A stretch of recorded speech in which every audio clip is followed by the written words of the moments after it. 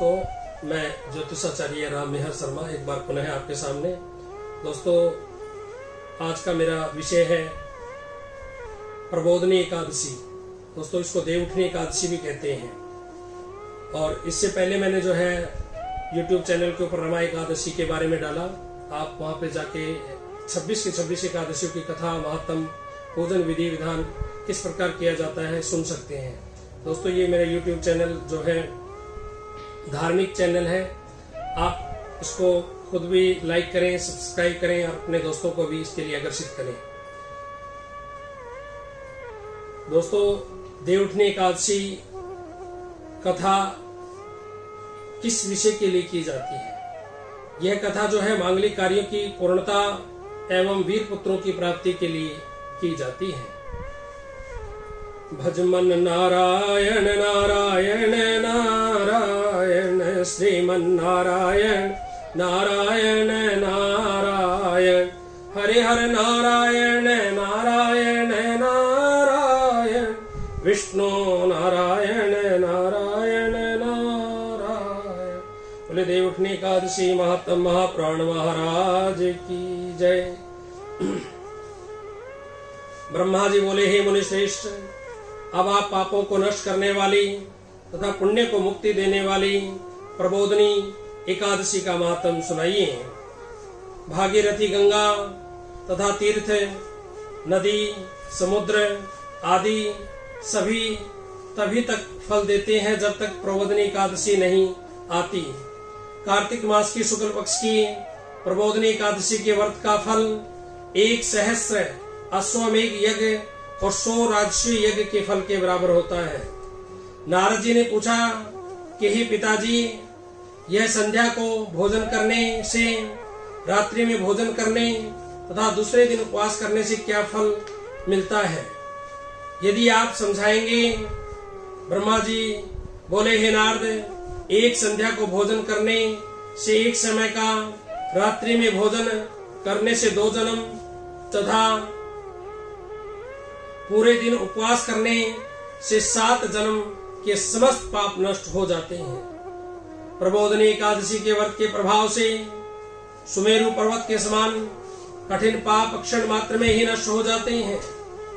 अनेकों पूर्व जन्म के किए हुए बुरे कर्मों को यह प्रबोधनी एकादशी का व्रत क्षण भर में नष्ट कर देता है।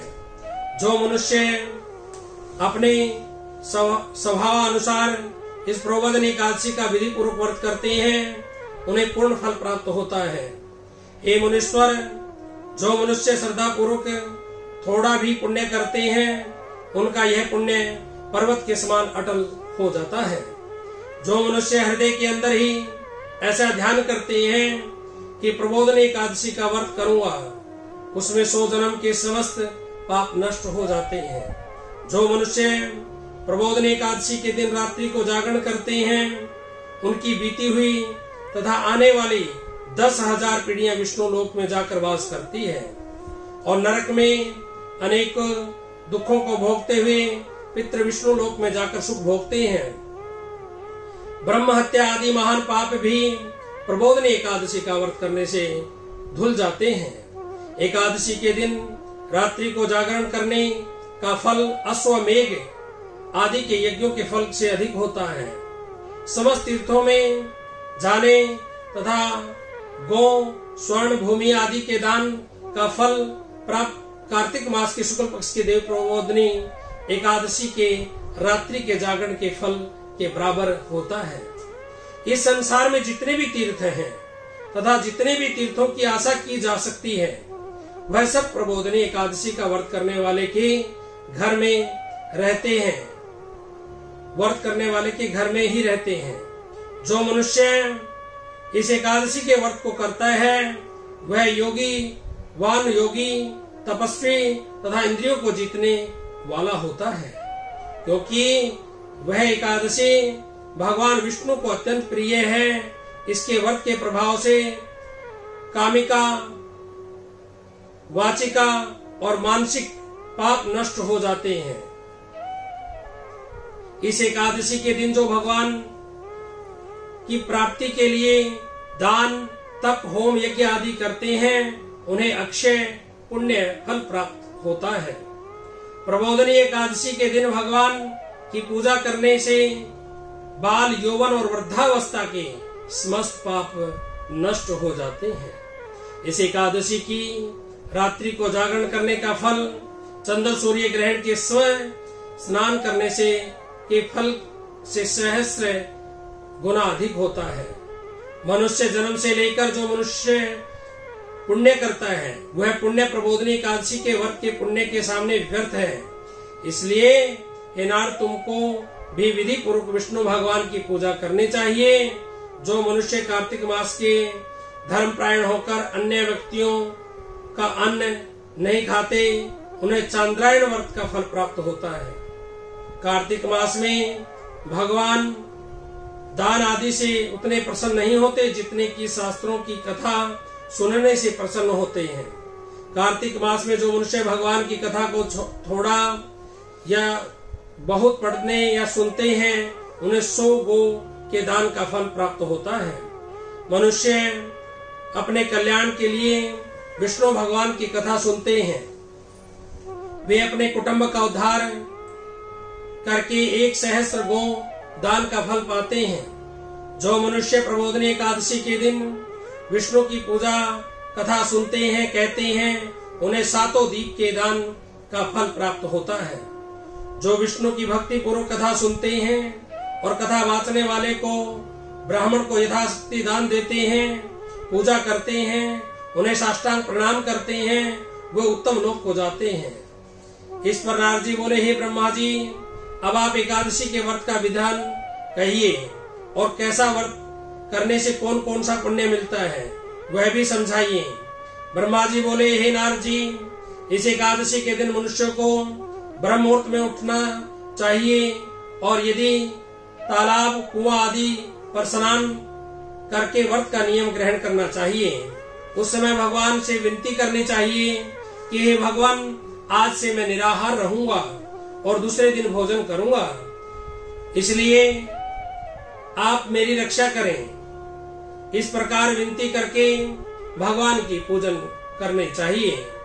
इस रात्रि को भगवान के समीप गीत, नृत्य, बाजे तथा कथा आदि से व्यतीत करने चाहिए।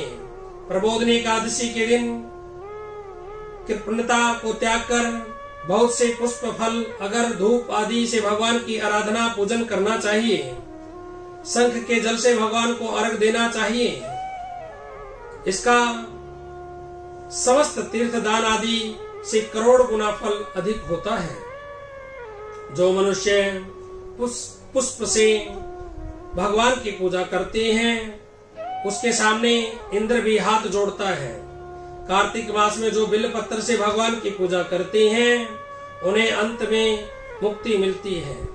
कार्तिक मास में जो मनुष्य तुलसी जी से भगवान की पूजा करता है, उसके 10,000 जन्म के समस्त पाप नष्ट हो जाते हैं। जो मनुष्य इस मास में श्री तुलसी जी के दर्शन करते हैं या छूते हैं या उनका ध्यान करते हैं या रोपण करते हैं, रोपण अथवा सेवा करते हैं, वे 1000 कोटि युग तक भगवान के घर में रहते हैं।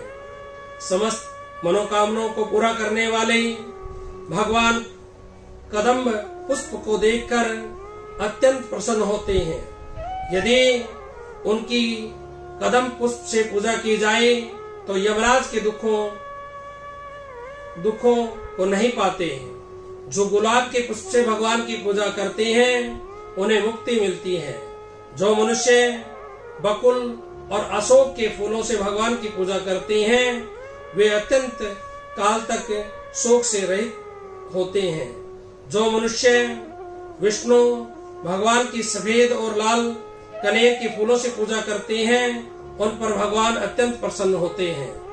जो मनुष्य विष्णु भगवान की दूर्वा दल से पूजा करते हैं, वे पूजा के फल से 100 गुना फल अधिक पाते हैं। जो भगवान के समी पत्र से पूजा करते हैं, वे भयानक यमराज के मार्ग में सरलता को पार कर जाते हैं। जो मनुष्य चंपक पुष्प से भगवान विष्णु की पूजा करते हैं, वे आवागमन के चक्कर से छूट जाते हैं। जो मनुष्य स्वर्ण का बना हुआ केतकी पुष्प भगवान पर चढ़ाते हैं, उनके करोड़ों जन्म के पाप जो है नष्ट हो जाते हैं। जो मनुष्य भगवान को पीले और लाल वर्ण कमल से सुगंधित पुष्पों से पूजा करते हैं, उन्हें श्वेत दीप के स्थान मिलता है। इस प्रकार रात्रि में भगवान की पूजा करके प्रातः काल शुद्ध जल की नदी में स्नान करना चाहिए। स्नान करने के पश्चात भगवान की पूजन करनी चाहिए। इसके बाद पूर्ति के लिए ब्राह्मणों को भोजन कराना चाहिए और दक्षिणा देकर मीठे वचन, मीठे वाक्यों का प्रयोग करना चाहिए। इसके उपरांत भोजन, गौ और दक्षिणा से गुरु की पूजा करनी चाहिए और ब्राह्मणों को बहुत सी दक्षिणा देकर नियम को छोड़ना चाहिए। ब्राह्मणों को यथाशक्ति दक्षिणा देने चाहिए। जिस ब्राह्मण को रात्रि में भोजन करावें, उसे स्वर्ण सहित बैल दान करना चाहिए। जो मनुष्य यात्रा स्नान करते हैं, उन्हें दही और शहद दान करना चाहिए। जो मनुष्य फल की आशा करते हैं, उन्हें फल का दान करना चाहिए। तेल की जगह घी और घी की जगह दूध और अन्य को चावल दान करना चाहिए। जो मनुष्य संसार में भूमि शयन करते हैं, उन्हें सब वस्तुओं सहित शैया दान करनी चाहिए। जो मौन धारण करते हैं, उन्हें स्वर्ण सहित तिल दान करना चाहिए। जो मनुष्य बालों को धारण करते हैं, उन्हें दर्पण दान करना चाहिए। जो मनुष्य कार्तिक मास में उपानह धारण करते हैं, उन्हें उपानह दान करना चाहिए। जो इस मास में नमक त्यागते हैं, उन्हें शक्कर दान करनी चाहिए। जो मनुष्य नित्य प्रति देव मंदिरों में दीप जलाते हैं, उन्हें स्वर्ण या तांबे के दीप में घी तथा बत्ती सहित दान करना चाहिए। जो मनुष्य चातुर्मास व्रत में किसी वस्तु को त्याग देते हैं, उन्हें उस दिन से पुनः ग्रहण करना चाहिए।